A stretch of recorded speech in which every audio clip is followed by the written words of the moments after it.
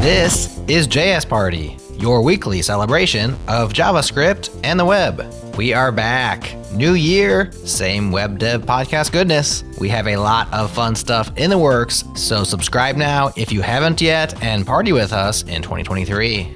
Thanks to our partners at Fastly for shipping our shows super fast all around the world. Check them out at fastly.com. And to our friends at Fly. Host your app servers and database close to your users. No ops required. Learn more at fly.io. Okay, hey, it's New Year's party time, y'all.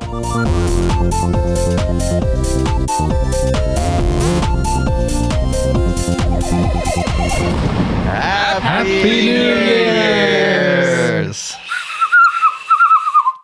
We are lacking a kazoo, so K-Ball is playing one with his hands. Insert AI-generated kazoo sound right here.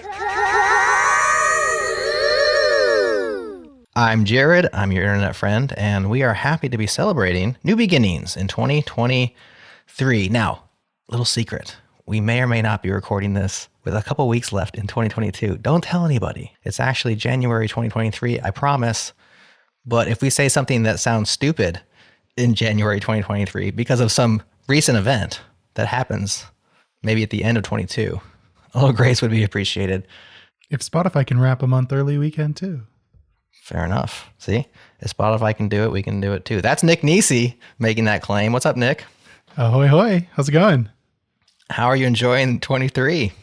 Oh, it's amazing. It's a whole new world out here. You want to sing the song from Aladdin? I do.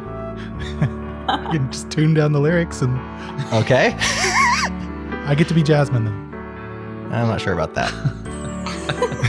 That might be appropriation. K-Ball's here. What's up, K-Ball? A whole new world. Hi. I expect nothing less from K-Ball. Always willing to sing on the pod, which is why we keep inviting you back for these moments. Who else is here? It's Divya. What's up, Divya? Hey. Happy to have you with us. I think this is your this is actually our fourth annual New Year's episode, which is kind of weird to say. We've done this 4 years, and I think you've been here for all of them, so congrats. Yay. Did I get an award for that? Participation trophy. You get your resolutions scrutinized on the air because you made resolutions and predictions last year. Whereas Faraz, who is also here, what's up, Faraz? Hey, how's it going? It's going well. It's going better for you because you weren't on last year's New Year's episode, which means I can't make fun of your bad predictions and your failure to resolute. But maybe next year we can get you. So the agenda for today is to review 2022 resolutions and predictions, to create 2023 trends, wish lists, predictions, and maybe resolutions, and just to have fun and enjoy a little party. So that's what we're going to do. And so I dutifully went back and I forced myself to listen to our own podcast from last year. Actually, it was kind of fun. It's kind of fun to hear what everybody wanted to do and accomplish. Unfortunately, most of those people aren't here today. So Amel was on that episode. Amelia had stuff to say. Allie, they all had things and they couldn't make it today. So that is unfortunate, but we'll just make fun of them without them being here. Chris as well, who is just furiously looking for his kazoo, could not make it. So we'll do what we can. Chris has dropped out of the running for the longest running set of New Year's. So now it's down to Divya, Jerod, and me, I think. Okay. This will be 4 in a row. Well, if there's a podium, all three of us would be on it. So I guess we're already winners. Chris does not make the podium. Well, K-Ball, you were here last year. Like you said, you've been here every year. We appreciate you for that. And you made some resolutions. Last year, your resolutions were kind of downtrodden, I guess. It was kind of like starting fresh. You said your goal last year was to get back to growing again, to get back to positive, get back to moving forward. And a couple of particular places that you were working or thinking about was you want to do a lot more writing regularly and focusing on that. You also had this push-up goal that had failed. I'm not sure if there was a follow-up to that. Yeah, the handstand push-ups. Oh, the handstand push-ups. You failed that one. I completely failed that. I am back to like working out regularly, but I am not. I don't know. I'm tempted. Should I put that back on the resolutions for this year? Can you do a handstand in the first place? I feel like there's two parts to this. Call him out, Divya. Yes. Yeah, throwing shade. So I can't do a handstand, not for like massive amounts of time, but for a while. I have not tried a handstand push-up in a long time. I am back to working out very regularly. So, we can put that on the resolutions again for this year. Okay. I'll be cautious this year. I'm going to say one. One? Yeah. By the end of 2023. What was the number last time? Was it like 5 or something? It was like 10 or something. I don't know. It was a lot. And then I tried on the air and couldn't even do one. Yeah, last year's show, he actually tried on the show. Go back and listen to that episode. It's pretty hilarious. Yeah, so I'll say one this year. But no, I mean, I think I was doing my annual review process. I do a personal annual review every year. Yeah. And like this year was pretty good, honestly. Like, especially when you compare to the dumpster fires that were 2020 and 2021. Like, yeah, back to positivity. I had like 4 things I was trying to grow on, and like 3 out of the 4 solid wins. Did a bunch of writing, got published in some new industry publications. Like, I feel good about it.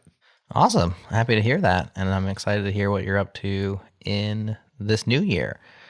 Divya, you kind of had similar sentiments last year. It was kind of like you want to get back to thriving. You wanted to get excited again. You were kind of burnt out on technology. You had just started a new job at Fly, and you were excited about that. But you wanted to learn, grow, develop, and then do something that's completely outside of your comfort zone. So do you feel like here we are looking back? Do you feel like you got that done? Yeah, it's actually interesting. So like it's been a full over a year at Fly now, which is really exciting because I think last year when I did the episode, I had just started. Like it was a couple days or something like that. And then now it's been like a full year. And it's funny because at that time I was like, well, we'll see where this goes. And a year later, I still don't know what I'm doing, but I use words that a year ago I would not even understand. So, and terminology and jargon. So I guess that's like progress because now I'm just using bigger words and I sound smarter maybe, or at least like I can dupe people into thinking I know more than I actually do. And I actually do know more than I do previously. I have come to write 0 JavaScript, like completely 0. And so perhaps What are you writing? Rust? I write Go. TypeScript. No. Not at all. I wish actually. Don't tell Nick that. I write a lot of Go. I write a lot of Ruby on Rails. I write a lot of Elixir and Erlang. Those are all fun things. And Phoenix. Yeah. Do you miss JavaScript? I miss being competent at a language. Because now I bounce between so many languages and I'm terrible at most of them. I think Go being the one I'm most used to, but yeah. So I do miss that. Also, just like how fast it is to write JavaScript, because things just run. You don't need like an interpreter, and everything else is just like slower. So It's fast to write it, but then when you run those Go programs, you're like, holy smokes, they're smoking. yeah, it takes forever, and the compile system takes a while. And like some of the code bases I work on, you have to build it in Linux, and I write my code on Mac, so it's a very frustrating build process for me. So yeah. What do? Do you like run a VM on Fly, or do you have a local VM, or how do you? No, so I have like a nuke, however you say I don't that. know. That's like sitting next to my desk. Okay. And then I SSH into it and then run code there. I've never heard of this. What's a NUC or a NUC? Is it like I a? don't actually know what it stands Is for. it- It's just like it's like those tiny boxes. Next unit of computing. Yes, next unit computing. Okay. It's like a tiny box that you can run an OS on, and then you can have like a visual interface. Mine is purely CLI because I do a lot of like CLI based stuff on it, but it's nice to have like a different system because VirtualBox and like VMs are really, really slow. And so, yeah, this is the fastest way for me to run code. So you've definitely got outside your comfort zone, which was one of your goals. A lot, yeah, to the point where now like writing code is more of an arduous process because You're so uncomfortable. there's so many systems. Yeah. So yeah, I did. I actually accomplished my goal. That's awesome. Which is, I guess, a good thing. So setting aside, I guess, ecosystem or frameworks or all that, like pure language, semantics, and capabilities. You're getting experience with Ruby, Elixir, Go, a little bit of Rust. Obviously, you know JavaScript very well. Which of those new ones has spoken to you as like something that you enjoy, just the language? I actually like writing Go a lot. That's the one language out of all the ones you've mentioned that I have had the most experience doing, and I did that last year as well. I was writing JavaScript and Go, which I think sort of complements quite nicely. And so working within Go now is like, I like the type systems and stuff, which is really nice. I hate generics. I still hate generics in Go. I was like, TypeScript generics are way nicer. Like Go generics are so ugly and hard to read.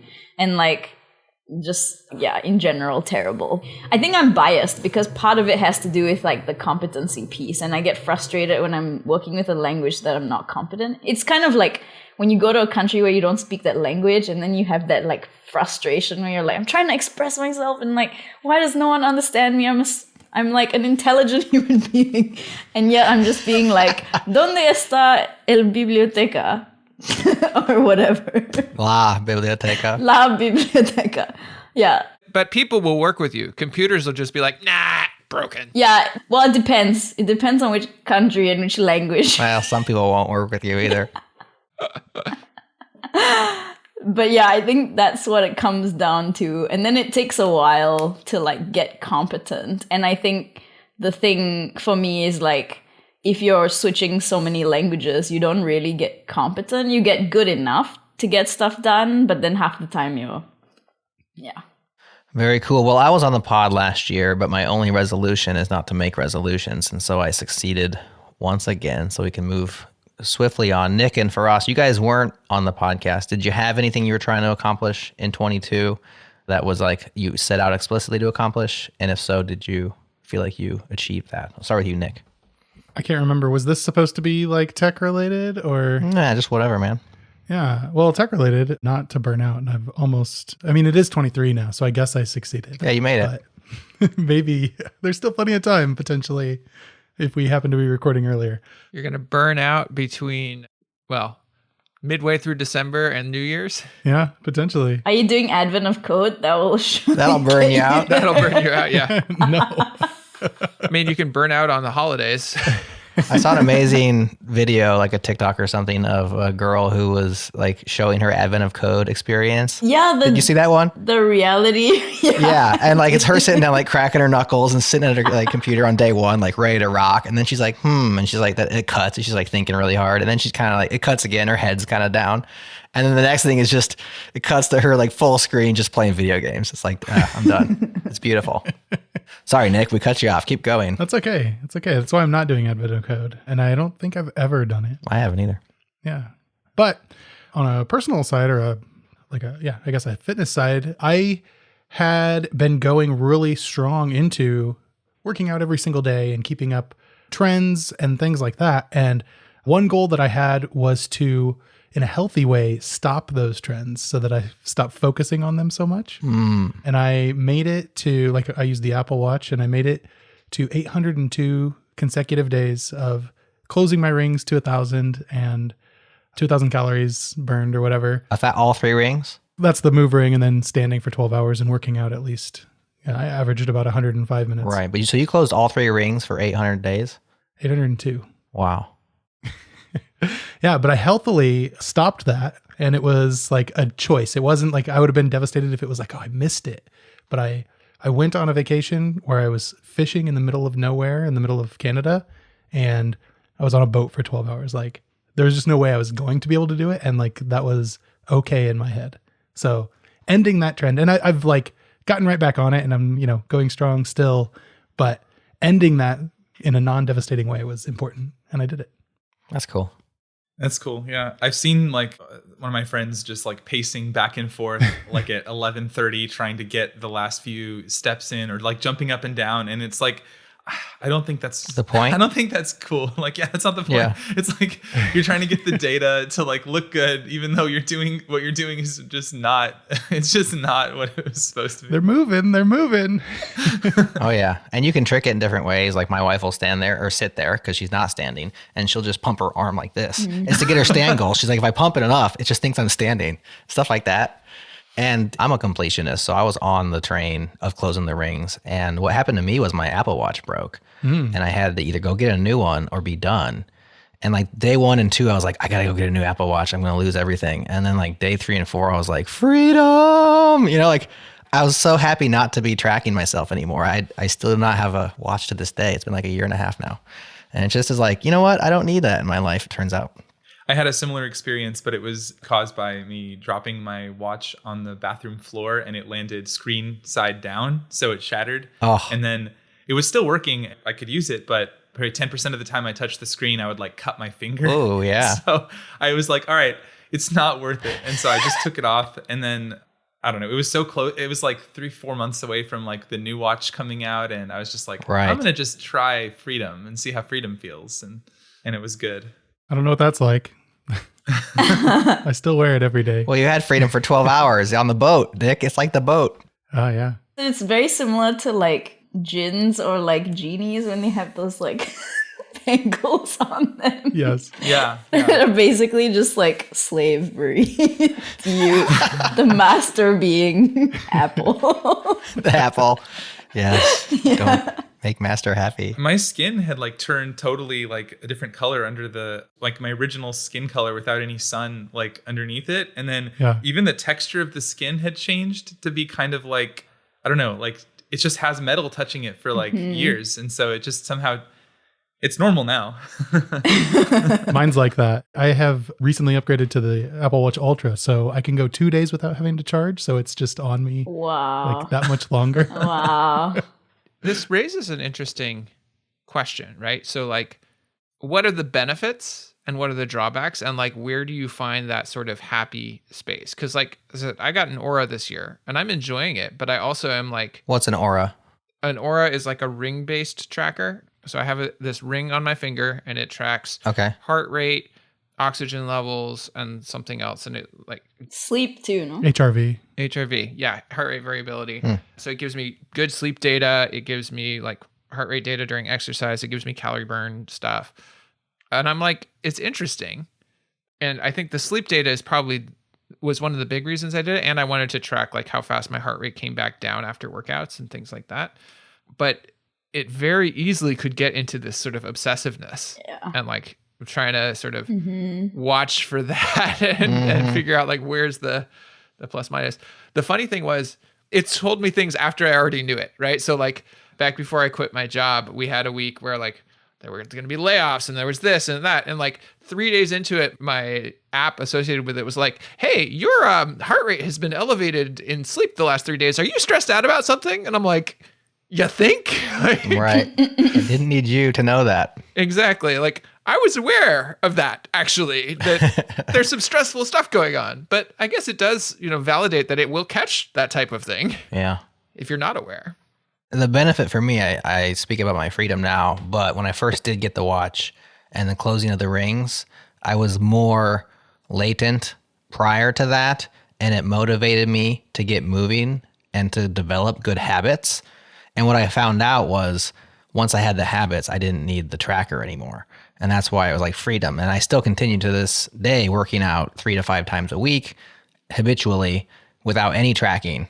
And I'm fine. But it was motivation. And it was actually, for me, it helped me get going again. So there's definitely value there. Divya, what were you going to say? No, I was going to say it's really similar to like, I have a lot of friends who are very athletic and they have a Whoop, which is like the fitness tracker watch. It's like a band and it's actually cloth. It's not metal. I think there's one piece that's metal that touches your skin, but it's actually really cool because they would use it to track their like recovery rate.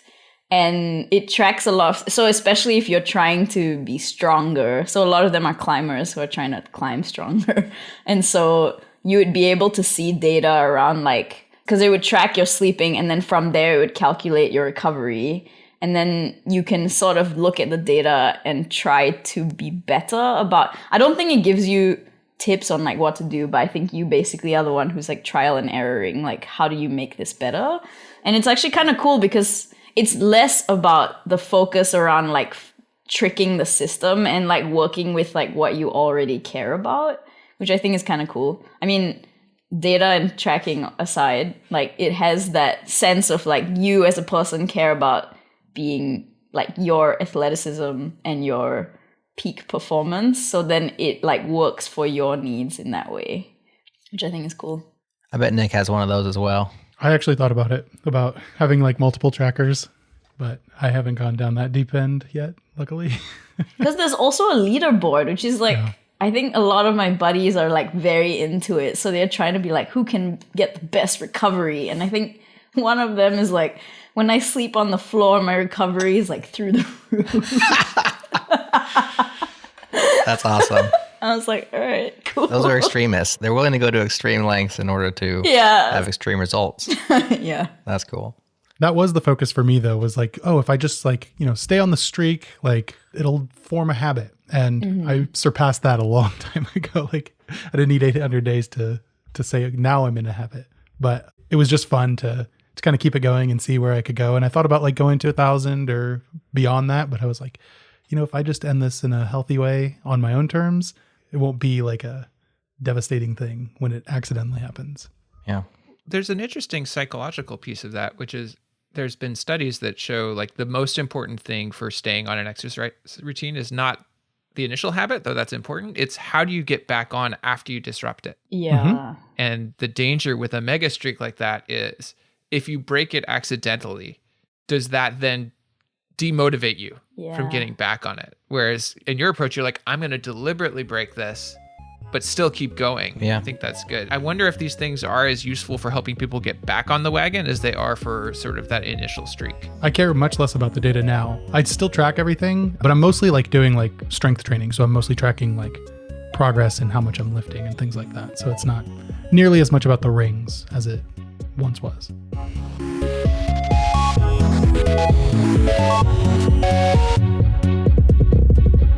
All right, well, let's move on to reviewing last year's predictions. I see for Ross wrote in the doc, no resolutions. So, I have some I could share. okay, go ahead. I could share my actual resolutions. I know I didn't share them on the podcast, so you'll have to take my word for it that they were my resolutions. No, please do. We trust you. He created a list and then checked it off immediately. Just right now on the plot. Actually, my family, like my immediate family, my parents and my brother, we all do like a resolutions call on usually around New Year's, like the day before or the day after. That's cool. We all talk about what we wanted to do last year and what we want to do the year ahead. And so we write it down and so we can look at it and stuff. It's kind of a fun tradition, I think. Just like a chance to get in everyone's head and see what everyone is thinking about and what they want to do and stuff. Yeah, so for me, the big one was last year, I hadn't launched Socket yet. So the big one was like to finish that up and get it out into the public. And so we did that on like March of the year. So, and that was kind of I knew that was going to happen, but it was like a relief to kind of get it released. And the launch went really well. And a bunch of people, a bunch of organizations installed it. And I think we're protecting like 50,000 repositories right now. So it was pretty successful, I would say. The other company related one was to raise funding for it so we could keep like hiring people and working on it. That one also went well thanks to the launch going well, I think. So yeah, we have some pretty cool investors, including like Guillermo Rausch from Vercel and Nat Friedman, former CEO at GitHub, Dylan Field, the founder of Figma, and a few other folks like that. So it's a pretty good, I would say that was a success as well. We definitely like had a good fundraise. And then I think the other goals were personal ones. So I had two personal goals. One was to train every day, like some kind of exercise every day, which I think was probably too ambitious. But I was thinking like if I do it like every day, then I'll like create the habit, and it's better than trying to pick a couple days a week because then you're just constantly, you're not doing the same thing every day. So my goal was to do it every day, and I actually found that I started doing lifting and that you just can't do it every day. So I've been doing it like 1 to 2 times per week. And it's not quite as much as I probably should be doing it, but it's pretty good. Like I actually kind of have a sort of a habit of doing it now, I would say. But that one definitely wasn't a success, I guess, because I didn't actually do it every day. And then the last one was kind of a silly one. It was like, I just wanted to try jujitsu because I had heard like it was cool and like I wanted to just see what it was about. And so I tried it and I liked it, but I also like kind of hurt my shoulder doing it. They make you do these like somersault things to warm up. Yeah, you have to roll. Yeah. And it's really intense. That was not the best, but it's a really cool sport and I really like it. So I'm going to try and like do it occasionally. Very cool. Thanks for sharing. Yeah. All right. Trends and predictions from last year. Divya, you had one. which I will summarize as saying, you think that we're Yeah, please do. you think that we're kind of moving away from React and Next.js, and your evidence towards that was Vercel's hiring of Rich Harris and kind of the rise of Svelte. This was last year. You're unplugged a bit from the JS scene, so I guess we can all kind of sound off on whether or not we feel like that's true. That did not happen. What do we think, people? I think about it. I mean, I know that Next had like a conference and they really are like building it out a lot more. So that did not happen. Yeah. Yeah. Yeah, I've seen some trends on Next.js's growth, adoption growth, and it's hockey stick kind of stuff right now. It's Yeah. like really blowing up. Yeah. Clearly I suck at trends. But SvelteKit 1.0 made a big splash this week. That's true. Or 2 weeks back in 22. yeah. Yeah. So definitely a lot of excitement around Svelte, Astro, a lot of excitement around Astro. If we're looking at non-Next.js things, Dino's out with their fresh framework. There was definitely a lot of new frameworks entering the scene. I mean, that's always a trend, I guess. Michko Hevery from Angular is back with a new quick library. So all of which we covered on the podcast. So there's definitely a lot of diversity, but I definitely think that React and Next.js continue to grow and thrive in 22. So better luck this year. Yeah. You need to have like, womp, womp, wrong. You're wrong. Well, it wasn't the worst prediction of last year. I can easily say the worst prediction of last year was Amel, and she's not here to defend herself. First, let me premise it by saying I don't want to talk about Elon Musk for very long. I'm just sick of talking and thinking about and hearing about him. But Amel predicted that Vercel is going to team up with Elon Musk to create Rocket.js. And so she said, 22, mark her words, there's going to be a Vercel and SpaceX collab. Thankfully, it sounds like Vercel was smarter than that. Yeah. Little did she know that Elon would not be interested in SpaceX very much this year. He's got other things on his mind, or last year. Like tiny blue birds. Yep. That was interesting. Allie had a wish list and a forecast of developer tooling and developer experience becoming even more important. I think she was on point about that one. What do y'all think? I think that happened. Like, even if you look at VC funding, there was like a ton towards like developer tooling and DevX for sure. Yeah, I think the rise of DX, DevX as like a top level buzzword or jargon, like there's now conferences, there's podcasts, there's newsletters all about developer experience, which I think is pretty new overall. Even in security, like everyone in security and application security wants the tools that they adopt to be really developer friendly, because they're like worried about, making the developers upset or interfering with their workflow or slowing them down and all that kind of stuff. So even in security, it's like actually the number one thing is like, how do we not annoy our developers? For me personally, like this is the trend that I saw as I moved into a developer tooling / experience role focused internally within the company, just making tools better. And that's been going really well. And it's a lot of fun. So good job, Allie. Yeah. Drilled that one. Now, Chris and I teamed up for what was probably the best call of last year, if I do say so, which is that Christopher Hiller, Bone Skull, said he has a wish list item. He says, I kind of don't want to mention it. It involves the something chain, and I don't want to mention the third version of the thing. So, the third version of the thing he doesn't want to mention, but he really just wishes it would go away. And I followed that up to say, I think we're going to see our next bubble burst, specifically around NFTs. December of last year was pretty much the top. I think November, global markets, but I can't remember when the crypto markets themselves went. But if we track the highs of the US stock market, November was the top. That podcast was recorded in December. And I think January was when things started to kind of show their weakness. Crypto markets ever since then, February, I mean, it just keeps getting worse now. FTX, of course, causing another rash of value just gone. And I don't think we're done. There's talks of Binance being the next potentially dangerous place to hold your cryptos. It's bad out there, y'all. Yeah, contagion is hitting. Everybody was invested in everybody's stuff. When one goes down and it puts holes in the other one's balance sheets.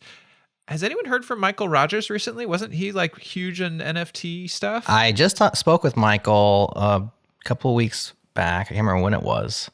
He's very much working on protocols, decentralized protocols. Web3 storage, I think. He's still into that. Still bullish on the technology. He was always very pragmatic about his approach to Web3. Yes. He's always focused on the tech, was my experience with Michael. I think he still is. For us, you're friends with Michael. Yeah, I mean, he's really into the protocols and into like the true like vision of decentralization and like making that happen with like new primitives and like building new stuff. So I'm sure this isn't good for protocol apps. Right. You know, the market's down and, you know, everyone is skeptical, but like, I think he's just thinking about it longer term than that. And yeah, it's not going to stop what he's doing. Right. Whenever you talk to or read from like the real builders, the ones who are there for principles and for technology and not for gains and Ponzi's and like quick things, which many people just come for that. They like the down markets because all of the hype and all of the noise and all of the scammers kind of just go away and they can just put their head down and build cool stuff, which is what they were doing the whole time anyways. But all of this stuff surrounded them. And so they tend to like times like this because they say, okay, we can just like quit explaining it to everybody, quit talking about it, and we can build. And eventually, you know, show us to the promised land. It's getting to the point now for me where it's like, I remember when we first had Gavin Woods on the changelog talking about Ethereum, and I asked him, like, where is the application? Like, where is, and I'm still waiting for like the killer app, and we had ICOs and we had NFTs, and neither of those have been killer enough. So it's like, when's it going to hit? Is it going to be the Twitter replacement? Well, it seems like we're going federated for that, not full blockchain for that. All those people trying to do it, but I don't know. I'm still waiting for like real world. How is this going to make my life better? I totally agree with what you were saying, Jerod. Like, I feel like the whole crypto space has been a little disappointing. There was like all this really cool decentralization work happening before the ICO craze started. There was, you know, I'm going to shout out some of my friends here, but I feel like the DAT project, Matthias Boos, Carissa McKelvey, and Paul Frazee, and all the people building that. The Secure Scuttlebutt project with Dominic Tarr and a whole cool community there. And then I'll throw WebTorn in there too. I thought was pretty cool. And like, so basically there was all this stuff that was like actually working, right? It worked. It actually did what it said it was supposed to do. It worked. It had almost no or literally no financial backing behind it. And yet like we shipped stuff that worked. And then this whole crypto thing kind of took the air out of the room and like everybody started throwing money at it. And for several years, I kept wondering like, okay, when is this stuff going to actually start to work and like do what it says it's supposed to do? And it took a really long time for that to start materializing. And then now if you kind of look at like, okay, what has all this accomplished? I mean, there's definitely real stuff happening, and I don't want to be like totally cynical about it. There's definitely good people doing like real computer science and like making new stuff. But overall, I kind of just feel like the whole thing is so self-referential. If you ask people like, okay, what does your project do? Like, what does this company do? What does this product do? It's always like, oh, well, it like connects like this chain to this other chain. And then it's like, okay, cool, that seems useful. But then you go and ask those two chains, like, okay, what do you guys do? And then it's like, well, we connect this thing to this other thing. And it's like, at what point does it terminate with like actually doing something useful, right? Like, it's just a little bit too self-referential and too circular. And like, there's only a couple of use cases that I can think of that are like actually real. And so I don't know, it's just my hope for this whole thing is that it ends up like actually doing useful things for real people at some point. That's the real like letdown for me so far. Yeah. And you just wonder like, how long do we have to wait?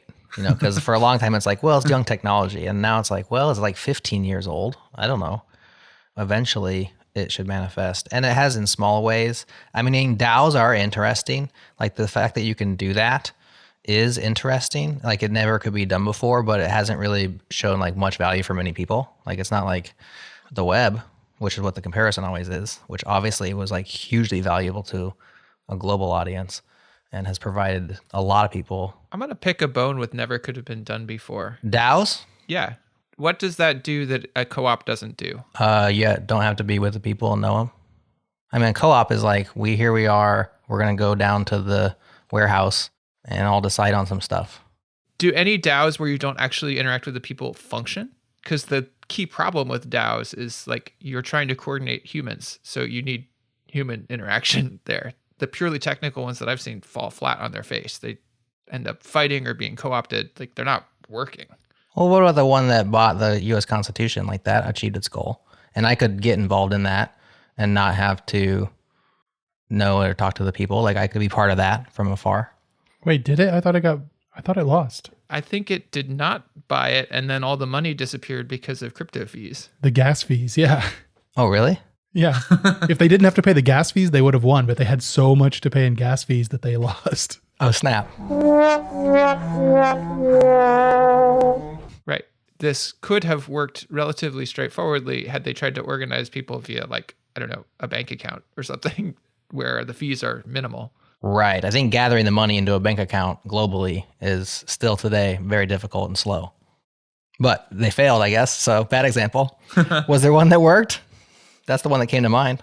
There was a DAO like store that was near my house. There's a storefront that's been saying like, this store is owned by a DAO. Like, go here to like be part of it. And it was just like an empty store for like a whole year. And then now it's like a real shop that took over. So nothing happened. I don't know. That's just what I just kept walking past that every day. And I was like, cool, there's like a DAO store. Like, okay, what are they going to do with this DAO store? And then I don't know. It's like not even like a retail store business isn't even like the best business to get into. Like, why would you want to own like a store? Yeah. And then have to like manage it through. Anyway, What a world you live in. I'm picking on them a little too much because it's hard to do new things. And like, I don't want to be a hater, but yeah, that was kind of funny. Yeah. The thing here, and this is a little bit of a hobby horse for me, but like there are technical problems in this world and there are human problems in this world. And it's really hard or possibly impossible to solve human problems like coordinating a set of humans without involving humans in the solution, right? Like if you try to do this entirely via technical solutions and try to avoid having to talk to people, it's not going to work very well.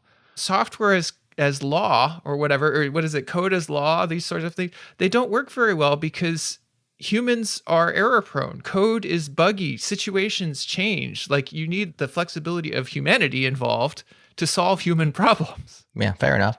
Sometimes there's stuff that you just want a machine to do though, where I could see it being useful, like knowing that if I'm interacting with like a smart contract and it's going to do what the code says, and there's no risk that contract will, like that person will not keep up their end of the bargain, like that can be kind of useful. The other part of that's cool to me is that it's like, it is actually kind of like a new computer science primitive in a sense. Like we have this new thing that you can like do that wasn't possible before.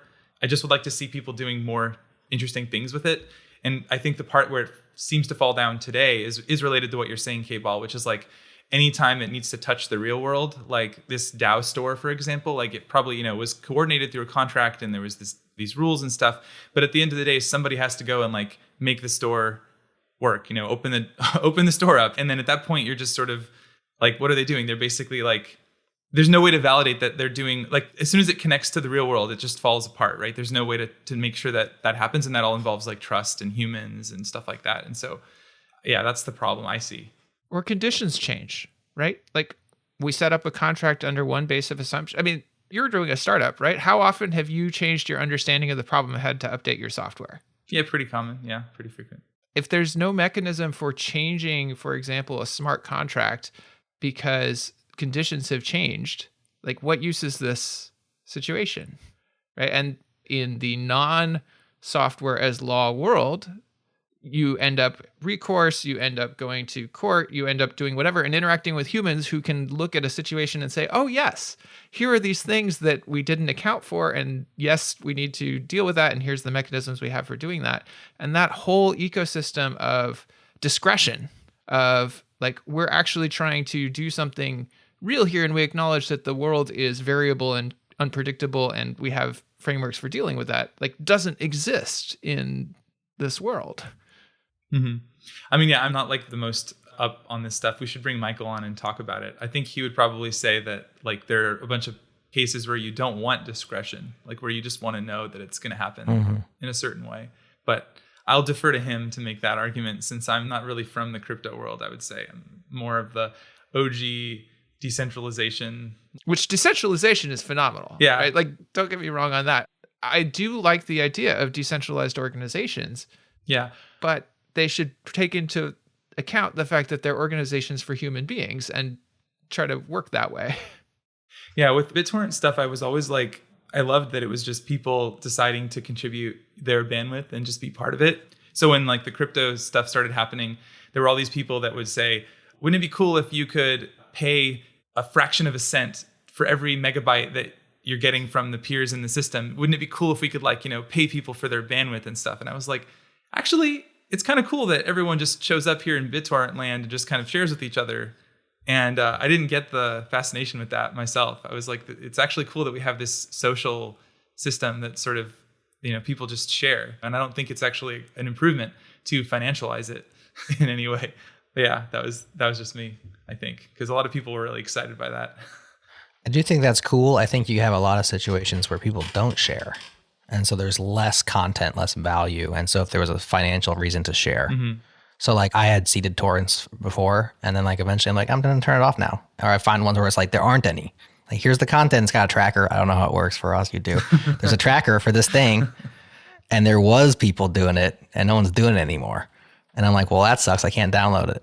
And it would be cool if that thing was still out there. And maybe if somebody was making money for seeding or whatever, then it would still be out there. So I think there's some value there, but I definitely understand and agree with you that people just out of the goodness of their hearts sharing stuff because they receive some value from somebody else. And so they're going to also allow you to download it from them for a while is cool. Mm-hmm. And is maybe as cool and maybe cooler in certain ways, but then maybe not as cool in other ways. Well, far upstream, I've learned something. I thought that sucker bought the Constitution, man. That sucks. DAOs, what are they good for after all? I thought they could at least buy stuff at auctions. Okay. One last prediction was that more people were going to start to use temporal.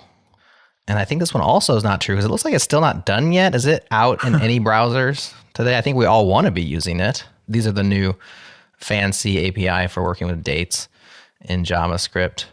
And I think it's just like still in development pretty much. There's also a startup called Temporal. Is that? There is. So that's a little confusing. But this is the in-browser API replacing the need for Moment.js and date functions and all the things because they're going to just have cool date and time facilities inside the browser, which is something that's desperately needed. And I think it was Mel was hoping, wish list, that Temporal would be more usable. Am I right? Is it still completely unusable? As far as I know. No one knows. Divvy's been writing Go code. Nick? CanIUse.com says that it is not supported across the board. Okay. So maybe that would be a prediction for next year or a wish list item.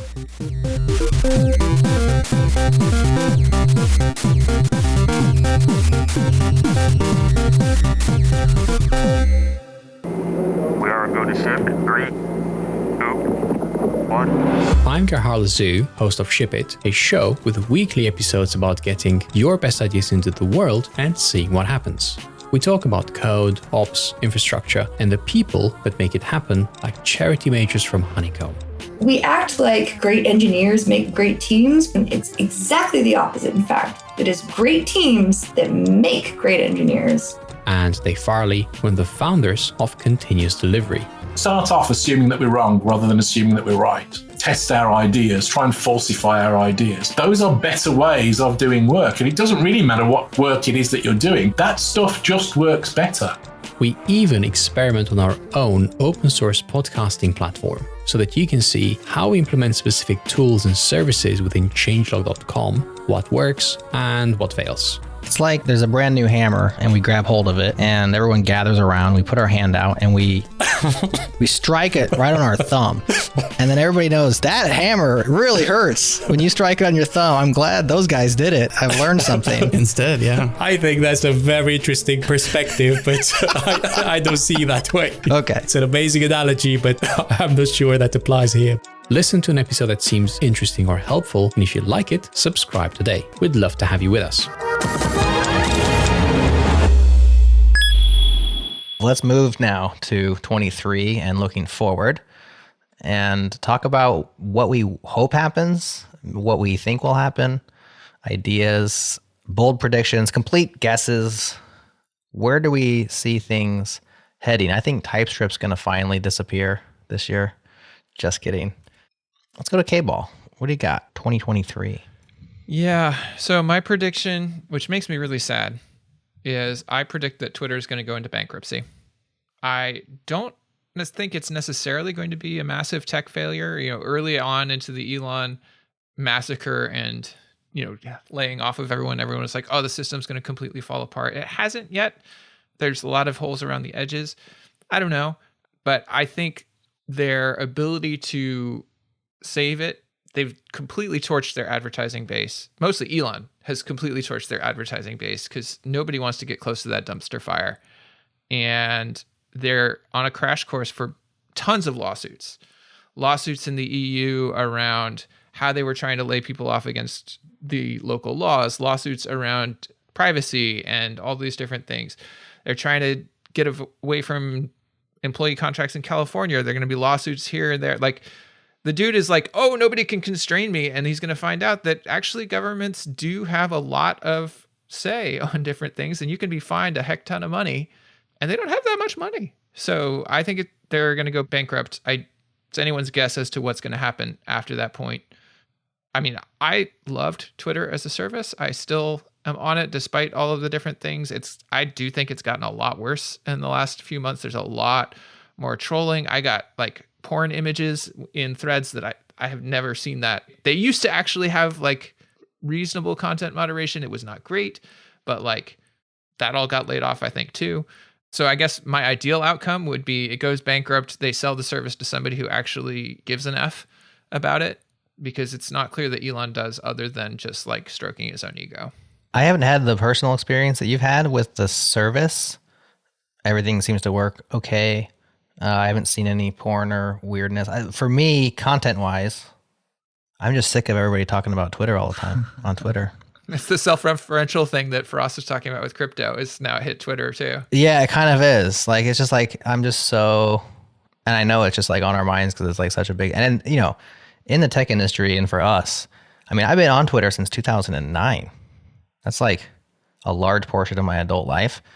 And I haven't always liked, it's like it was great up until now, and now it's terrible. I've disliked it for lots of different reasons over different times. It's just it's so navel gazing right now. And one person described it as like Twitter has an MC now. Like Elon is the MC of Twitter. He kind of dictates the topic of conversation. And I think that's kind of true. And I don't like it because I don't want to talk about this stuff. He's a really bad MC.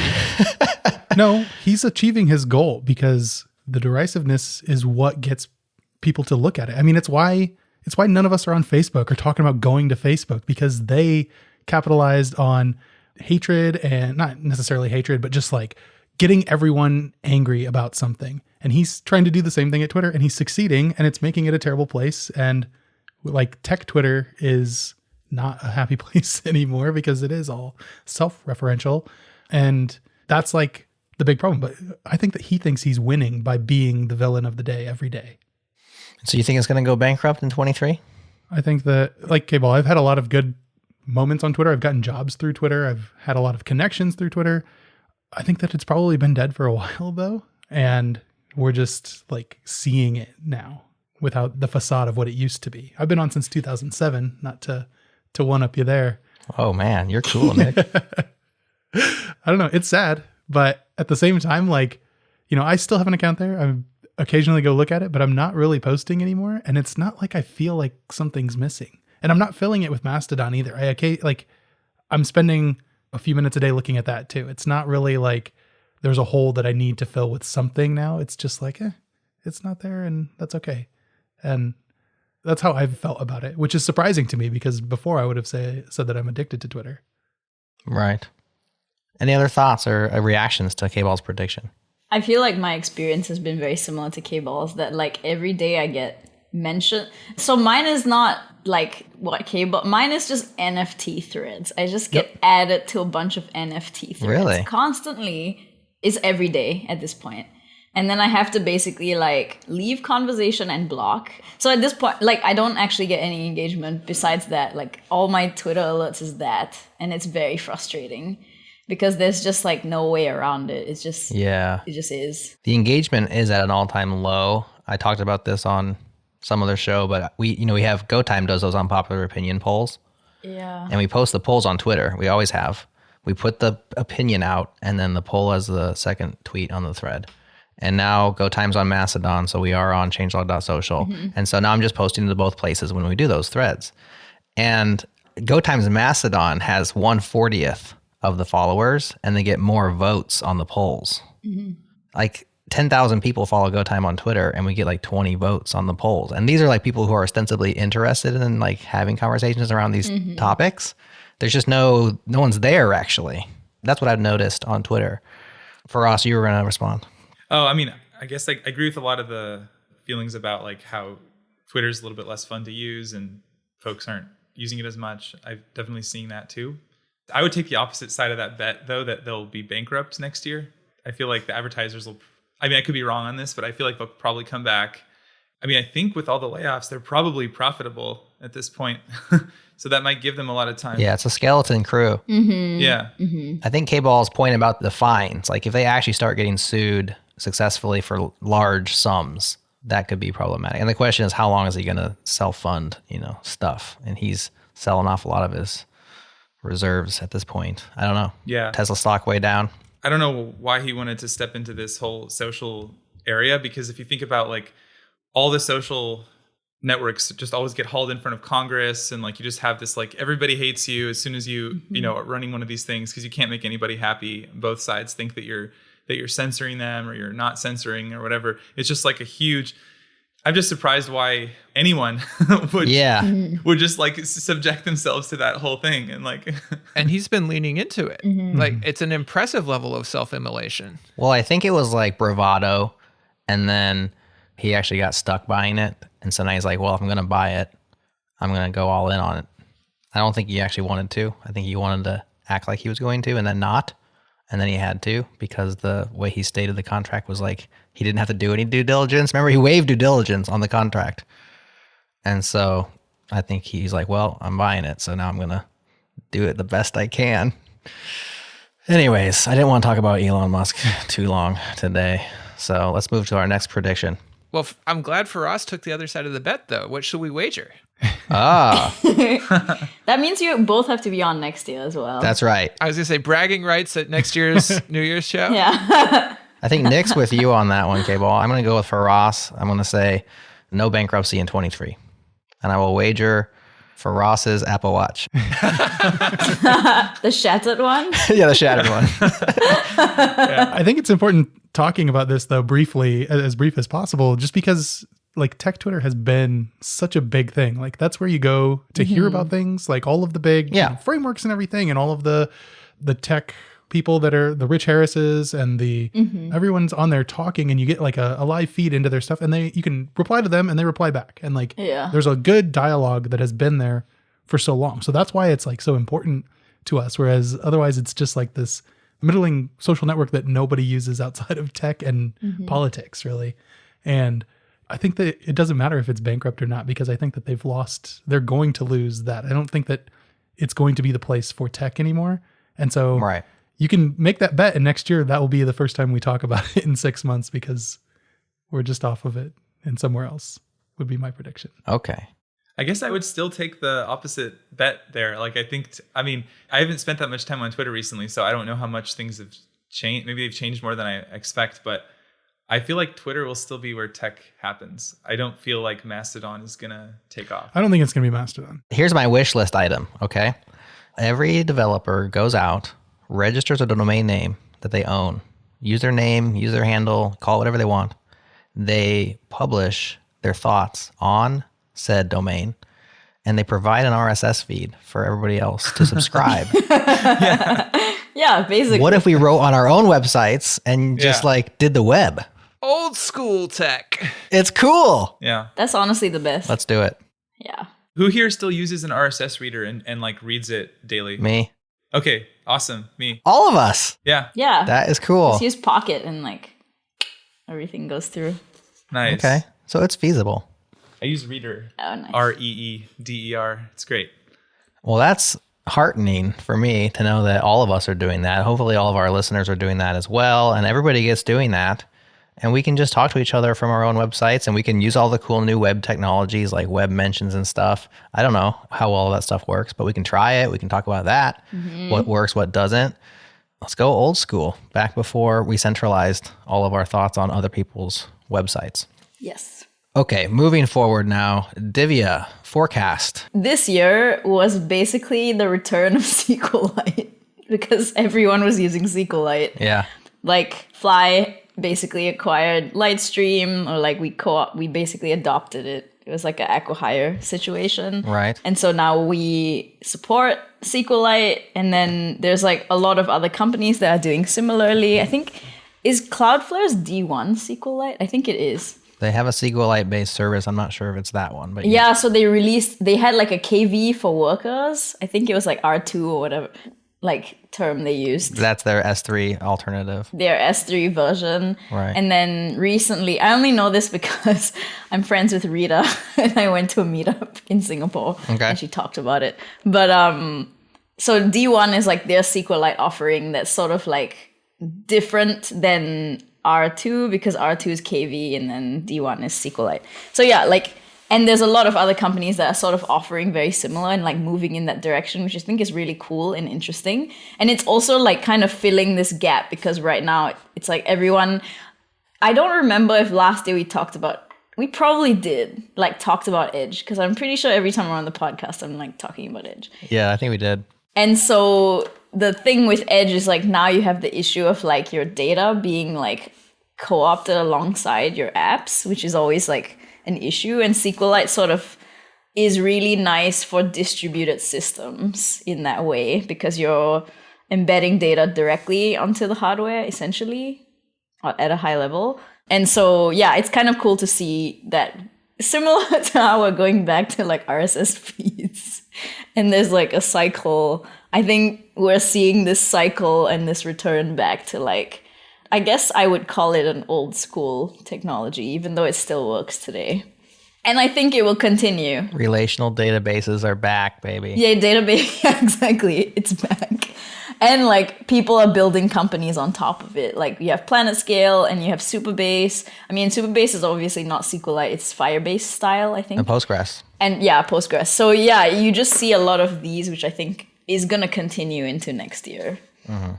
They're back and they're better than ever. I know. And a lot of cool stuff with SQLite in the browser via WASM versus what it used to be, which was like via Absurd SQL, which was a crazy absurd library that like had multiple layers on top of IndexedDB.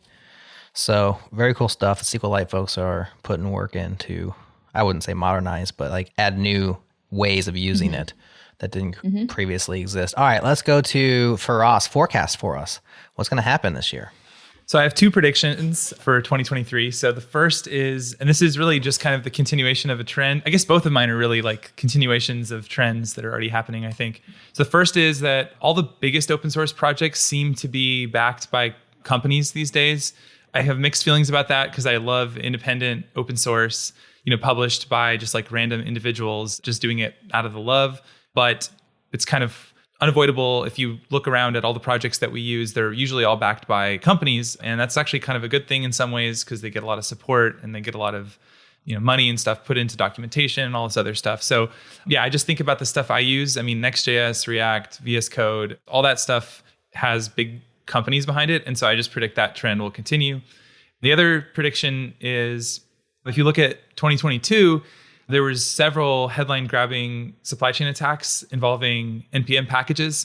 The two big ones that come to my mind are Colors.js, where the maintainer sabotaged the code, decided he wanted to kind of put like infinite loops and weird print statements and stuff into his package, and that affected a whole bunch of folks.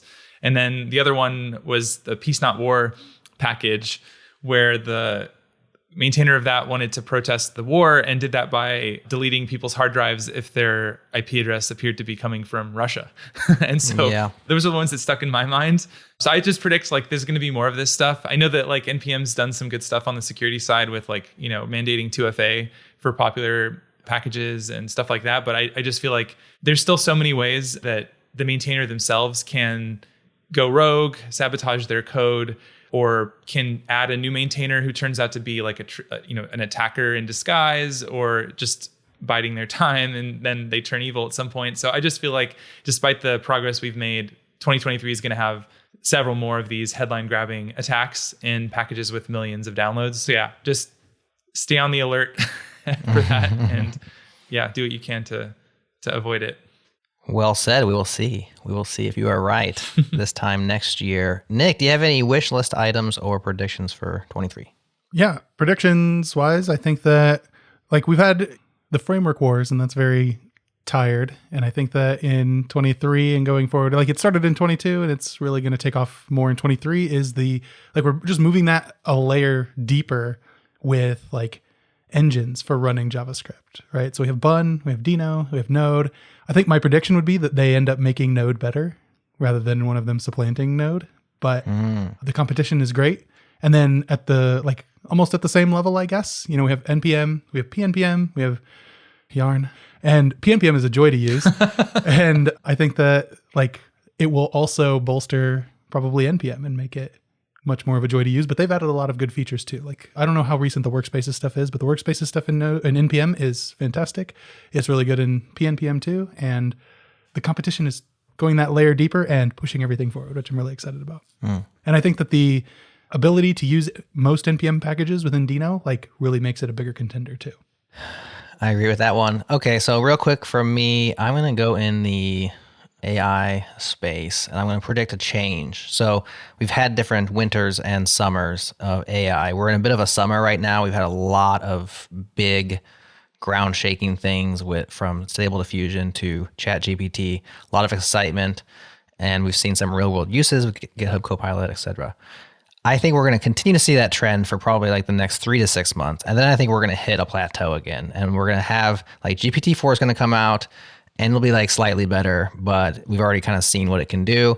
Stable Diffusion 2 already was people were it's better in certain ways, but it's not mind-blowingly better. In fact, in other ways, it makes worse images. And then people are well, how do you define better and worse? We're getting subjective. But I think that we're going to see some of this because we're riding the wave right now. I think halfway through the year, I think we're going to have a plateau. People are going to stop talking about it. You'll see more of the same. You're not going to see a new ground shaking thing in the second half of 23. And I think we're still going to be writing our own code at this time next year. I think we're going to have help, but we're not going to be replaced yet. That's my prediction. And also my wish list, because I don't want to be replaced. I want to continue to provide value for a little while at least.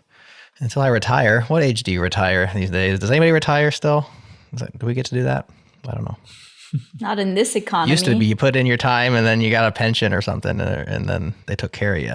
Yeah, not in this economy. Not anymore. I think the idea that we're going to be replaced misunderstands most of software development, because the code generation is great for the first 10% of writing software, but so much is maintenance and all these other different pieces. And it's not clear to me that code generation is going to help you create a maintainable system. Right. Maybe downsized is a better term. So maybe 2 people can do the job of 10 because they have so much aid. And so less of us are required. But I think there's always going to be more software needs as it continues to eat the world. And so there'll be more people required. Yeah, I mostly just speak tongue-in-cheek a little bit about being completely replaced. But look at a lot of artists out there. At this point, they were we're the creatives. We're they're going to be the last ones to be replaced. And man, Stable Diffusion and Midjourney and these things, they're getting pretty good. There's still going to be times where you need to have a digital artist draw something from scratch. But for a lot of use cases, I guess they're already kind of commoditized.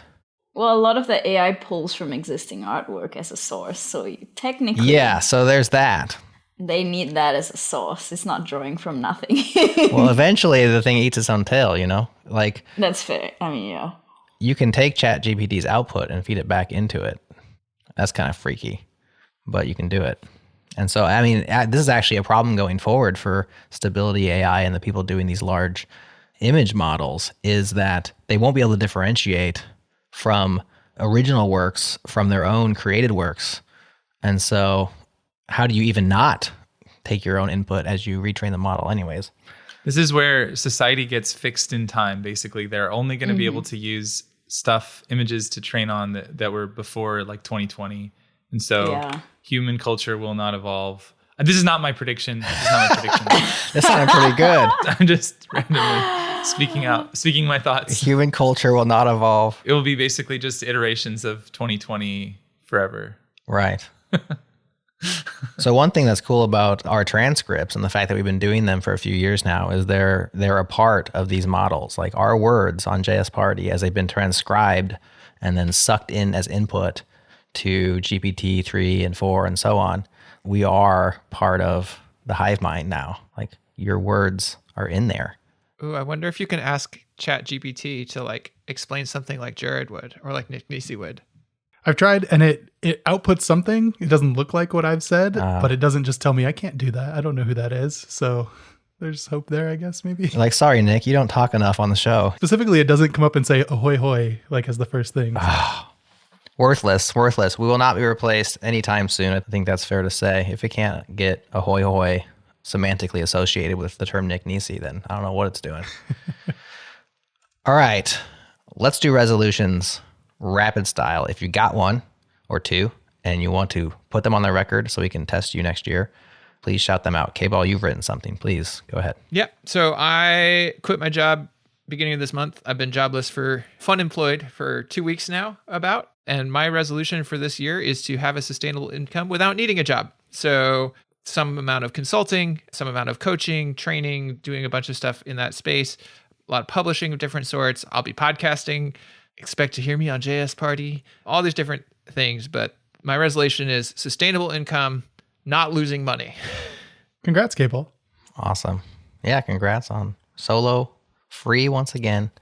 And definitely hope you succeed at those goals. Divya, do you got one? I think mine is, I feel like not last year, because last year I was like, I'm not even going to put this as a goal, but the last few years I was like, I want to write more, and I feel like that's a constant with me. But I think instead of saying writing, I think what I want is to be able to like consolidate what I know into a shareable form. I don't know what that looks like either give a talk maybe. I haven't given a talk in a really long time because I basically got burnt out from like doing that in 2019, and then 2020 was like video conferences were horrible and I hated them.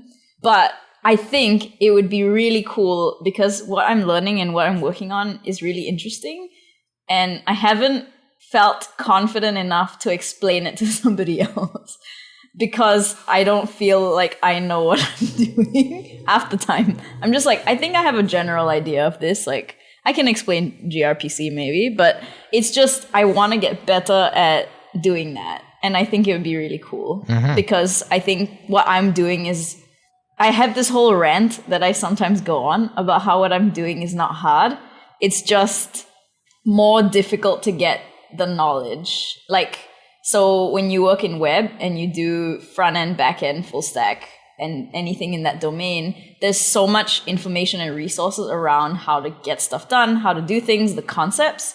And so it's really much more straightforward to understand and grasp things and then gain competency. But I think when it comes to platform engineering, the information is so disconnected and there's no real like entry into it. It's like you kind of just get thrown in the deep end. And it's really frustrating. And that's been my experience. And I think more people are going to be working on this, honestly, because I'm like, we have more database companies and we have more people who are like interested in working on like edge technologies. And so like this is going to be a thing.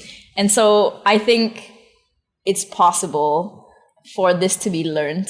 And it would be cool for me to like share what I know. I just don't know how to do that and I don't feel confident. But maybe next year I will gain some clarity. This year I fulfilled my goal of coming out of my comfort zone. The corollary to that meant that I'm outside my comfort zone, but I just cannot tell you where exactly I am because I'm just in a blur constantly. It's too uncomfortable. Yeah. Yeah. So next year, maybe more comfort. And in that comfort comes the distillation and the like, here, this is what I learned and this is what you can take away from it, maybe. Or maybe it'll just be a journal entry for myself. There you go. Because the only people who read it is you all from the RSS feeds. Your 4 RSS subscribers who are your fellow JS Party panelists. Yeah, exactly. Awesome. Faraz, how about yourself? Have you put thought into this yet? I know you do this with your family, but time warps. I'm currently asking ChatGPT what I should do in 2023. Okay. We'll loop back to you. Nick, what do you got? I'm doing the same. Oh, gosh. But let's see, it's typing right now. I predict that the use of TypeScript will continue to rise as more developers recognize the benefits of static Lame. typing and improved code organization. I know. That is something you would say. It is. I'll put it all in show notes, I suppose. But I think that my resolution for next year is I got a little bit of a taste of conferences this last year. Went to Amsterdam. That was a lot of fun. I applied to 2 conferences, got accepted to 2, and then backed out of 1 for reasons. But I consider that 2 for 2, which I'm excited about, and want to speak at more conferences. I want to do more of the fun stuff that I like and less of the stuff that I don't like doing, like work. And I want to not be completely burned out next year at this time. Okay. We'll check in on you next year at this time. Faraz, has ChatGPT given us your resolutions? It has said that the development of new JavaScript standards such as ECMAScript 10 will bring even more powerful and versatile features to the language. So Wow. that was cool to know. But no, it hasn't helped me with my resolutions. My resolutions are I want to build and release something that uses GPT-3 or some large language model, just because I think it would be cool to learn more about them. Like, I think it's like pretty rare that a new technology comes out that feels exciting and magical and that I don't fully understand. And like that feeling is pretty cool. And I think it's something that I want to like follow that feeling and see what can be done with this stuff, just because it's like, who knows? Like, who knows what you can do with this? So I want to play with that and release something. And then the other goal is, and I tried really hard to not put only company goals on here because company can be very all-consuming. But the one thing I am really excited for is to have multiple language support on Socket. So to add like Python and Go and just a bunch of other ones. So that's something we're going to do in the new year. And I'm really excited for that. Yeah, man, that'll be huge. That will be huge. Yeah. Very good. Well, I'm resolute in my refusal to make resolutions. And so I will continue to succeed. I will continue to win by not playing the game, which is the same way I win all of our debate episodes, is by not participating. So I will not be participating in this year's resolutions, but I will definitely listen to this episode next year and hold all y'all's feet to the fire and see how you did. Now, I have to close because I have to go, but we'll have a special ending today. This is DJ Jerod, live from JS Party. For reals?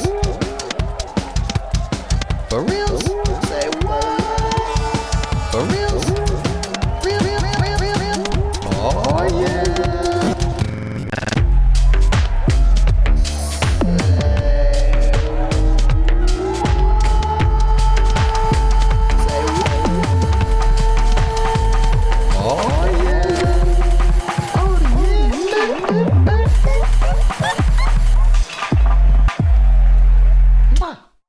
Here's a surefire prediction for you. We're playing more front-end Feud in 2023. That is, of course, if we can get 100 JS Party listeners to fill out the latest survey. So please do. It's actually fun questions, takes maybe 5 to 10 minutes to fill out, and we'll send a free JS Party t-shirt to one random taker. Find it now at jsparty.fm/ff. That's short for Front End Feud. Once again, that's jsparty.fm/ff. The link is also in the show notes and the chapter data for easy click-ins. Thanks once again to our partners at Fastly and Fly for supporting JS Party and every podcast we produce here at Changelog. By the way, did you know we have a bunch of awesome shows? Check out Practical AI, Ship It, Go Time, The Changelog, and Brain Science. Yes, Brain Science is back off hiatus, now with new shows monthly. Next up on the pod, K-Ball is joined by Chris Ferdinandi to discuss the rise and fall of JavaScript frameworks. We'll have that episode ready for you next week.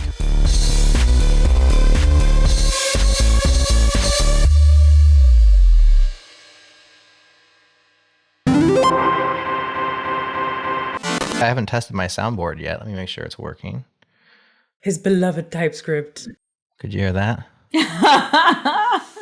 That's Nick's beloved amazing. TypeScript. Yeah, that's Amel. She got me on the soundboard recently. This is her best clip of all time. Your mind is a powerful weapon, Jerod.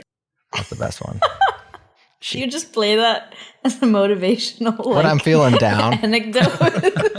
just need a quick win. I'm just like, Your mind is a powerful weapon, Jerod. yeah, it is. You're right. I should have BMC make a song out of that. Oh yeah. Like something motivational, like Rocky. Did you upload your new song that you? I have it in here. I figure we maybe play it as the outro, maybe at the end of the show. All right. That might be kind of a cool way to end. Mwah. Yes, the struggle with it, and for us, for context, and Divya, I'm not sure if you were there that day, is that I don't think I was. so we won the Jammy. Did you guys see that? We did win the Jammy Yeah, award. I saw you post it. Yeah. Yeah. So as part of that, they had me record some reaction videos, and they had all of the people record videos, the 3 parties that were up for it, and you had to record in case you won, and then in case you lost. Like they had like all these different scenarios. And so I spent like way too long on these stupid little videos. I'm like, this is ridiculous, but I did it for them, for the love of the game. And then I just, they played them live at Jamstack Conf, but nobody else was there. So like, I never got to see them up there. And I was at Jamstack Conf, but I didn't. Did you see it? No, I missed that day. That Jammy's day. I wasn't there. Okay. Yeah. So anyways, I had these videos on my hard drive. So I was like, well, I'll put them in the JS Party Slack channel just for the lulz. And one of them was, there's 2 versions of me reacting to me winning, just being silly. And Thomas Eckert in our chat was like, you should get Breakmaster Cylinder to remix this into a song. And I was like, don't tempt me. And then I got tempted. And I'm like, hey, BMC, can you turn this into a song? And so they did. And we have the song. It's like a 30-second DJ Jerod. Nice. Was what they called it. So that's what K-Ball's referring to. It's pretty funny. It's amazing. It's pretty cool. It's funnier if you've seen the video, though. That's the only problem with it. If you haven't seen it, you're just like, wow, Jared's weird. And if you've seen the video, you're like, well, Jared's weird, but he had a reason why he was doing this. I was going to say, the videos don't change that. But Fair enough. Fair enough. My kids love it, though. It's like that episode where we did the song lyrics sneakily in every different part, and everyone was like, "What? Why are they acting so weird? Why are they just saying random words?" That episode made me so happy. To this day, the best, I think, the apex of JS Party to this day was that. I don't know. I think Nick Nisi's children's story explaining React hooks. Oh yeah, Monad's hook. Monad's hook. That was up there too. Monad's hook. Nick's definitely involved in some of our most glorious moments. All right, let's start the show. So we're going to start it with a countdown now. So I'll count down 5, 4, 3, 2, 1. And on 1, we're all going to say Happy New Year's. And then that'll be the beginning of the show. Sound good? 5, 4, 3, 2, 1.